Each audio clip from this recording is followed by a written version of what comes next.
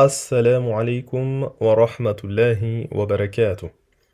Bismillahi ar-Rahmani ar-Rahim. Wassalatu wassalamu ala rasulillahi wa ala alihi wa ashabihi ajma'in.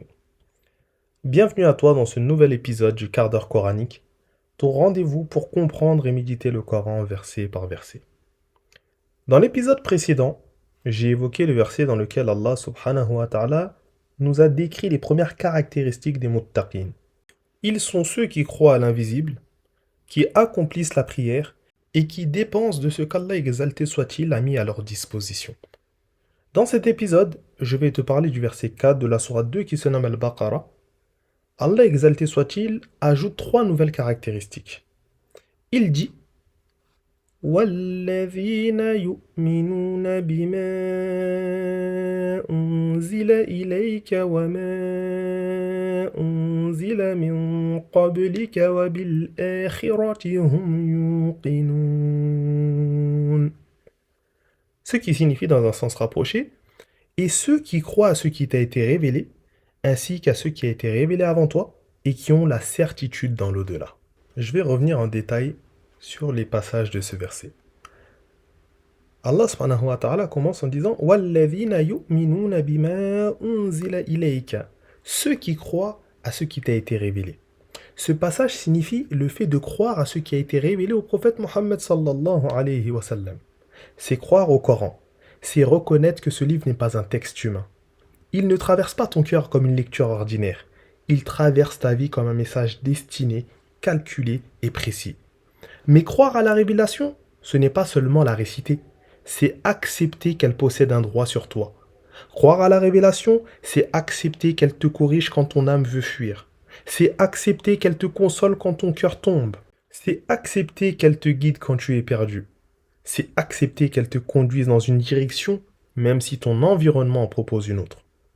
Sache que le Coran n'est pas venu pour être admiré, il est venu pour être suivi. À la suite, Allah subhanahu wa ta'ala continue en disant وَمَا أُنزِلَ مِن قَبْلِكَ, ainsi que ce qui a été révélé avant toi. Croire à ce qui a été révélé avant toi, c'est reconnaître que la révélation ne commence pas avec nous, la communauté musulmane. Allah subhanahu wa ta'ala a envoyé des livres à plusieurs messagers au cours de l'histoire. Parmi ces révélations, il y a par exemple les feuillets du prophète Ibrahim, Abraham, la Torah du prophète Moussa alayhi salam, Moïse, et les évangiles donnés au prophète Isa, Jésus en français. Mais ces trois-là ne représentent pas l'ensemble des révélations, ils sont simplement des exemples parmi d'autres. Le croyant sincère ne limite pas la guidance d'Allah subhanahu wa ta'ala à une liste restreinte. Il reconnaît qu'Allah subhanahu wa ta'ala a parlé à des peuples différents, à des époques différentes, par des messagers multiples. Lorsque tu crois à ce qui a été révélé avant, tu t'inscris dans cette lignée. Tu comprends que tu n'es pas un point perdu dans l'histoire, mais un maillon d'une chaîne sacrée. Allah subhanahu wa ta'ala t'enseigne que le croyant est humble devant l'histoire, reconnaissant ce qui a été descendu avant lui et conscient que la guidance n'a jamais appartenu à un peuple, mais à Allah subhanahu wa ta'ala. Il termine le verset en disant وَبِالْآخِرَةِ هُمْ يُوقِنُونَ, et qui ont la certitude dans l'au-delà. La certitude dans l'au-delà change ta manière d'aimer, de patienter, de travailler, de prier, de gérer l'injustice, de porter tes épreuves. C'est pour cela qu'Allah subhanahu wa ta'ala dit « Ils ont la certitude ». Il ne dit pas « ils espèrent », « ils pensent », « ils supposent », « ils imaginent ». Non. Il dit qu'ils possèdent une certitude qui a pris racine dans leur cœur. Une certitude qui ne se laisse pas distraire par les illusions du quotidien. Une certitude qui ne vacille pas face aux paroles des sceptiques. Une certitude qui ne dépend pas de l'humeur, ni des épreuves, ni des modes du moment. Ils ne sont pas distraits parce que l'au-delà est pour eux une réalité plus forte que ce qu'ils voient. Ils ne sont pas hésitants parce qu'ils ont compris que la parole d'Allah, exalté soit-il, est plus stable que leurs émotions. Ils ne sont pas influencés parce que leur boussole n'est ni le bruit des gens, ni la pression du monde, mais la certitude de la rencontre avec Allah, exalté soit-il. Ils sont certains de ce qu'ils verront, certains de celui qu'ils rencontreront, certains de la justice parfaite qui les attend, certains que rien de ce qu'ils font n'est perdu. Et c'est cette certitude silencieuse, profonde et stable qui transforme leur manière de marcher dans la vie. Quand tu comprends ce verset, tu te dois de le mettre en pratique. Donc fais du Coran ta référence première. Quand tu doutes, regarde ce que te dit Allah subhanahu wa ta'ala.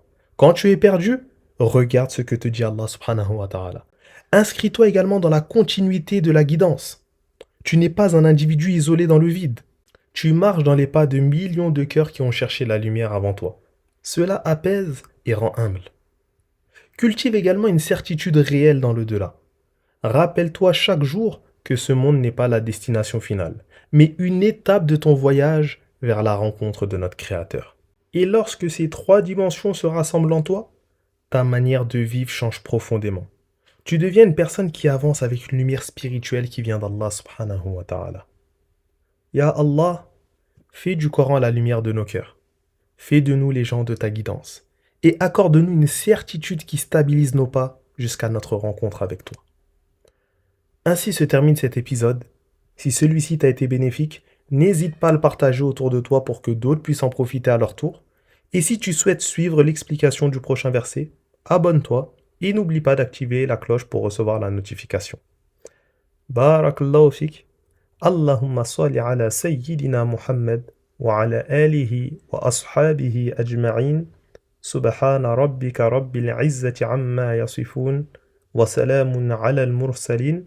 والحمد لله رب العالمين